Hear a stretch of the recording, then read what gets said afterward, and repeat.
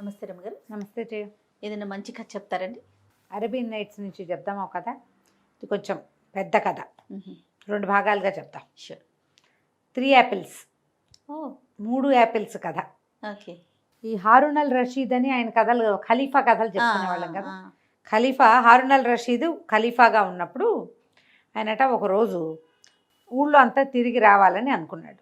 ప్రజలు అసలు ఎవరి గురించి ఏమనుకుంటున్నారు, రాజులకి కామన్ కదా. అయితే ఈయనకి మంత్రి వజీరు జాఫర్ అని ఉన్నాడు. ఆ జాఫర్ని కేకేశాడు, పిలిపించి జాఫర్, మనం ఊళ్ళో తిరుగుదాం, మన అధికారుల్లో ఎవరు లంచగొండ్లో, ఎవరు మామూలు వాళ్ళు, ఎవరు సరైన వాళ్ళు మనకు తెలియటం లేదు, పరిపాలన కుంటుపడుతోందని నాకు అనుమానంగా ఉంటుంది, ఒక మాట చూద్దాం, వెళ్ళాలి, ఇలా అప్పుడప్పుడు వారానికి ఒకసారి వెళ్దామని చెప్పాడు. పొద్దుటిపూట ఉదయకాలం రేపు వెళ్దామన్నాడు. ఉదయకాలం నమాజులు ముగించుకుని చక్కగా అల్పాహారం సేవించి ఈయన ఒక బానిస తోడురాగా, ఆయన వాడు ఎవరంటే కొంచెం బలాఢ్యుడు, నల్ల బానిసలు ఉంటారట వాళ్ళకి. ఓహో.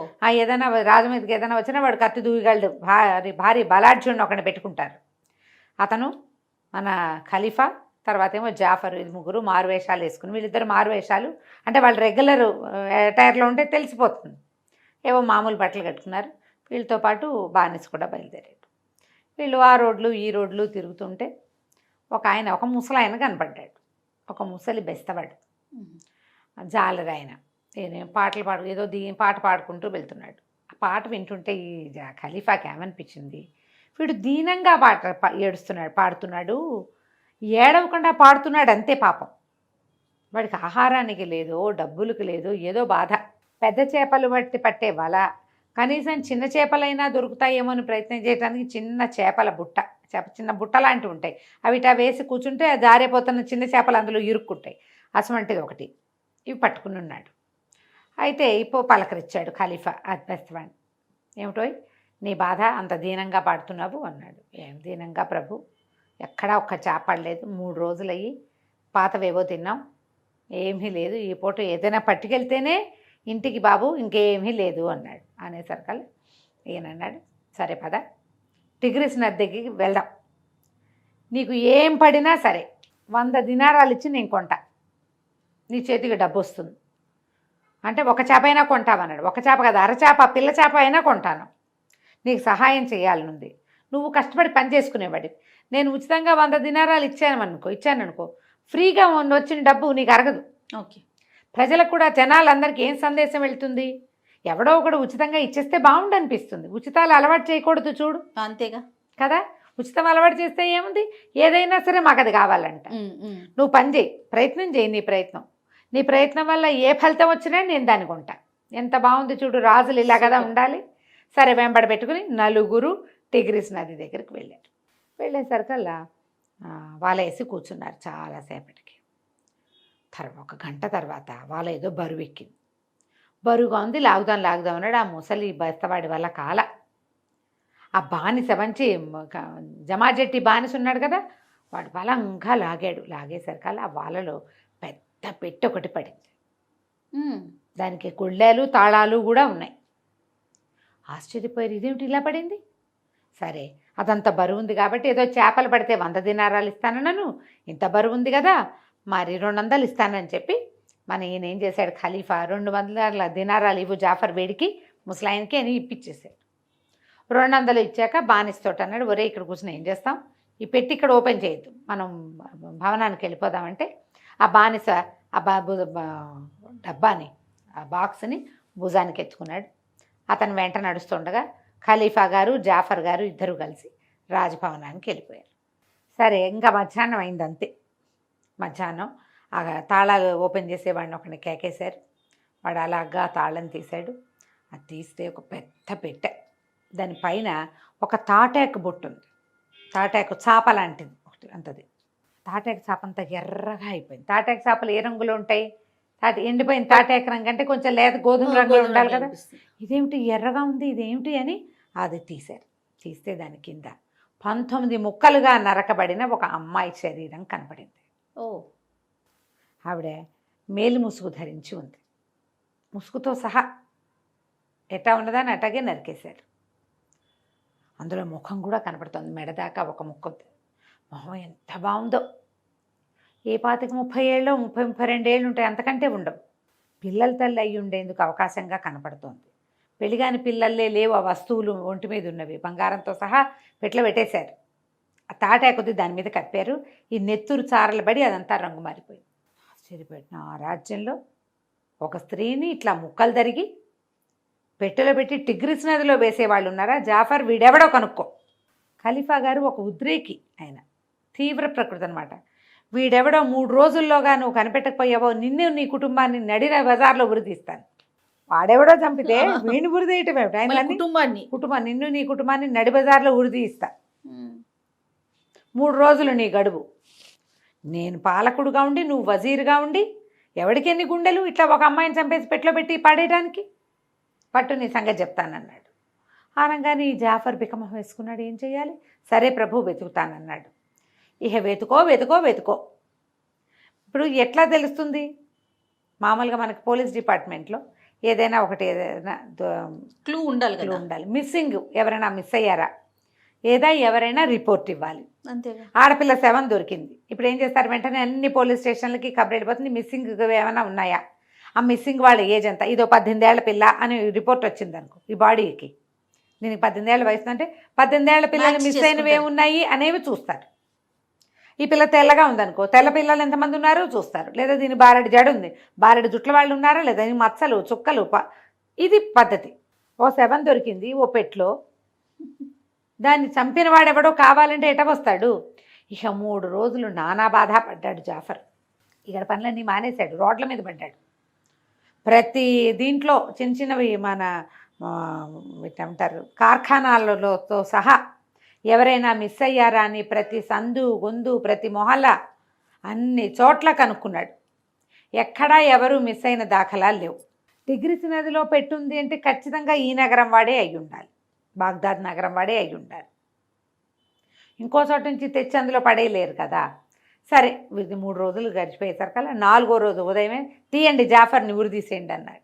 జాఫర్ కుటుంబాన్ని కూడా తీసుకొచ్చారు. జాఫర్కి ఊరు అనేసరికల్లా ఏమైంది, ఈ కుటుంబాన్ని వెనక్కి పెట్టి ముందు జాఫర్ని నడిపించారు ఊరికంబానికి. అక్కడ పద్ధతులు అట్లా.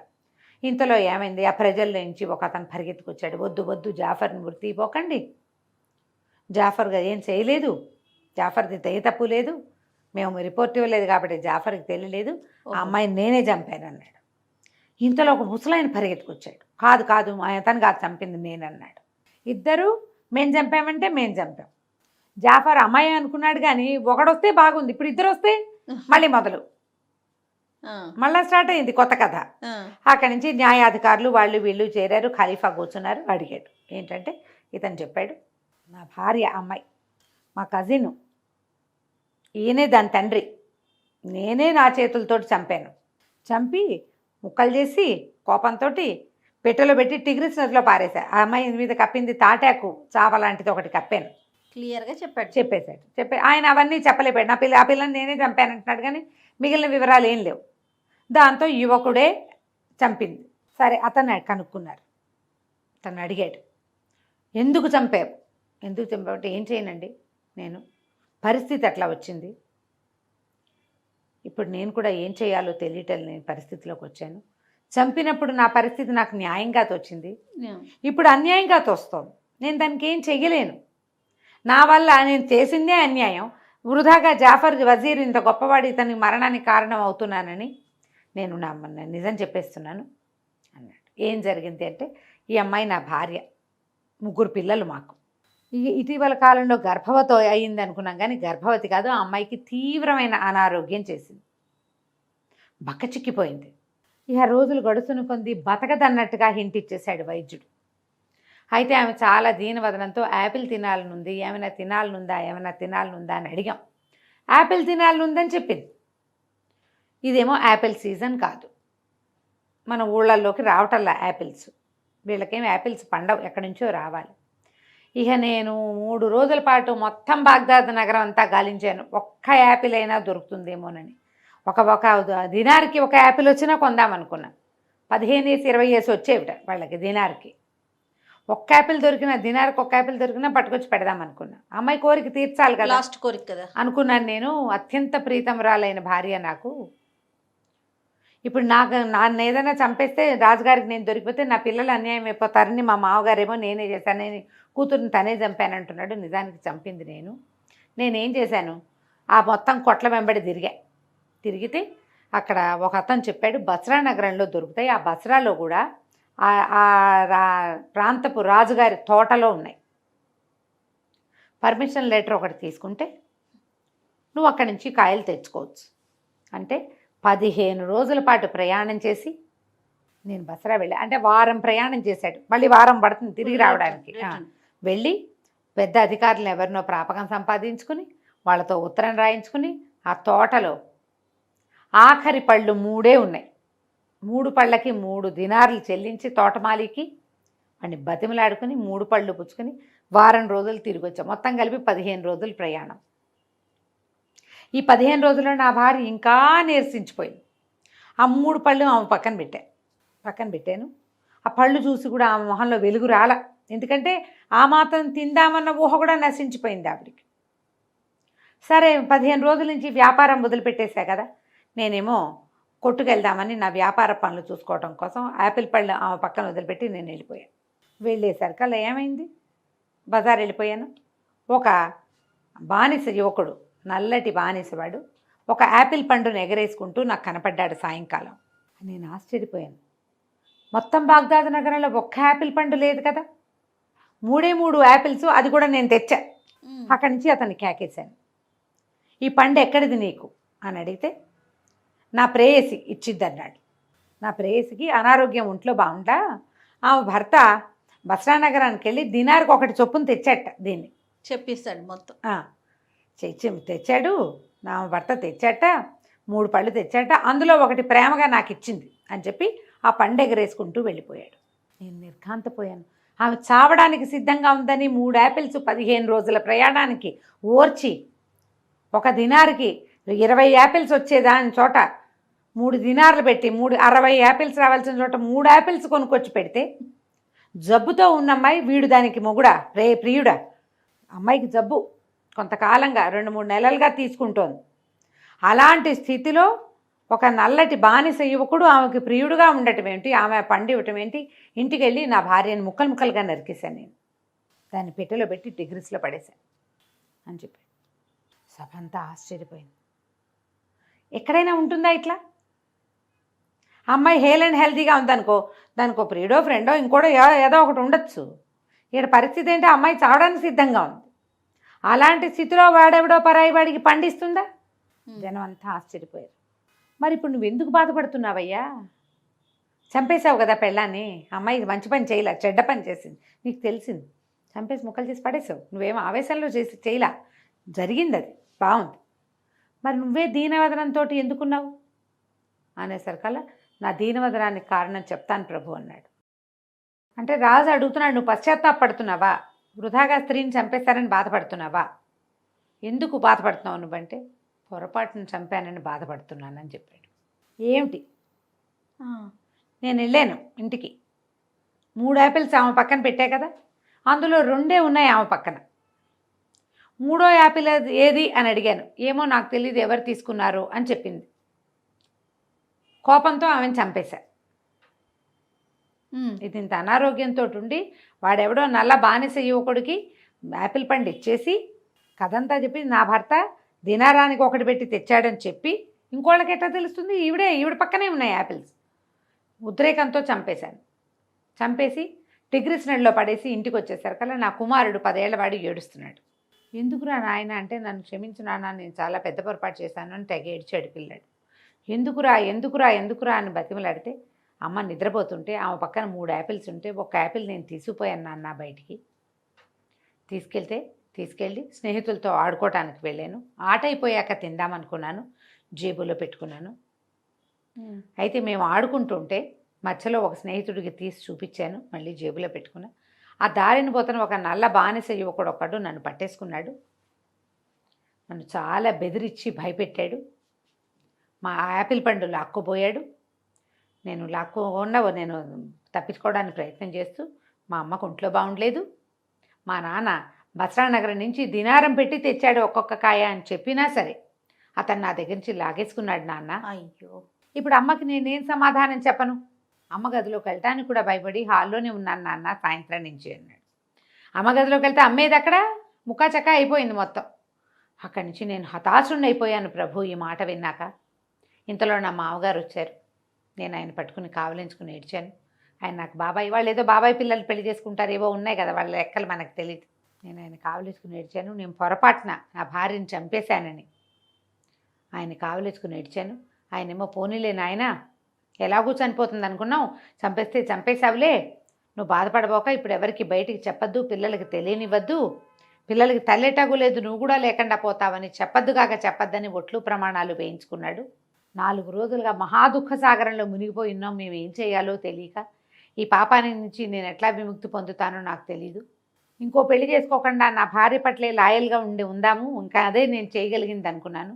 ఇంతలో ఈ బాక్సులో దొరికిన, ఈ పెద్దపేటలో దొరికిన 19 ముక్కల శవము, ఆ శవంగా చంపిన వాడెవడో తెలుసుకోమని జాఫర్కి మీరు ఆజ్ఞ ఇచ్చారని, ఆ జాఫర్కి ఉరి వేస్తున్నారని తెలిసి జాఫర్ని రక్షించడానికి నేను పరిగెత్తుకొచ్చాను. నా వల్ల నా భార్య ఎలాగూ చనిపోయింది.